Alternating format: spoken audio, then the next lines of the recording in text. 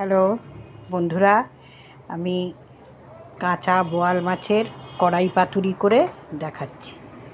এই মশলা বেটে রেখেছি, এই রসুন, আদা, শুকনো লঙ্কা দুটো বাটা, এখানে এই সাদা কালো সর্ষে আর একটা কাঁচা লঙ্কা দিয়ে লবণ দিয়ে বাটা, এই পেঁয়াজ বাটা, এগুলো সব মেশাবো। আগে পেঁয়াজটা আর এটা মাছটাকে নুন, হলুদ আর লঙ্কা গুঁড়ো মাখিয়ে আমি আধ ঘন্টা ম্যারিনেট করে রেখেছি। এবারে এখানে মশলাগুলো ছাড়ব। আগে এই পেঁয়াজ বাটাটা দিয়ে দিলাম,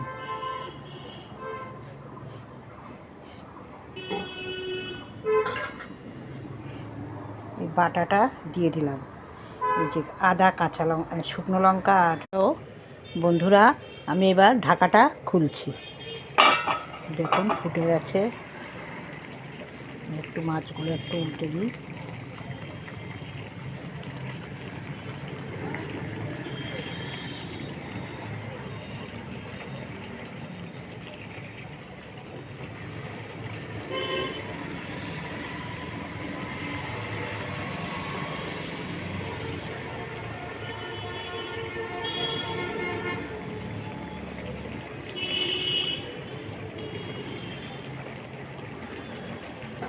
এবার চেরা লঙ্কাটা ছেড়ে আবার 10 মিনিটের জন্যে আমি ঢেকে দেবো। দেখুন হয়ে এসছে, আর 10 মিনিট হলে হয়ে ঢাকা দেবো। এবার একটু জালটা একটু কমিয়ে দিলাম, জালটা একটু কম ফুটবে, আস্তে আস্তে ফুটবে। মাখা বন্ধুরা, ঢাকাটা খুললাম, দেখুন হয়ে গেছে, হয়ে এসছে। একটু নেড়ে দিই।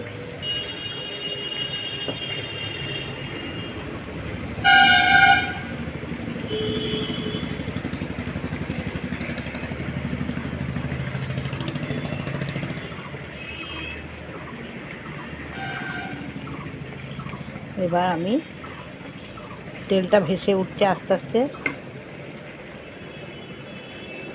তেলটা আস্তে আস্তে ভেসে উঠবে। একটু নাড়াচাড়া দিতে হবে যাতে মাখা মাখা হবে, বেশি ঝোল থাকবে না।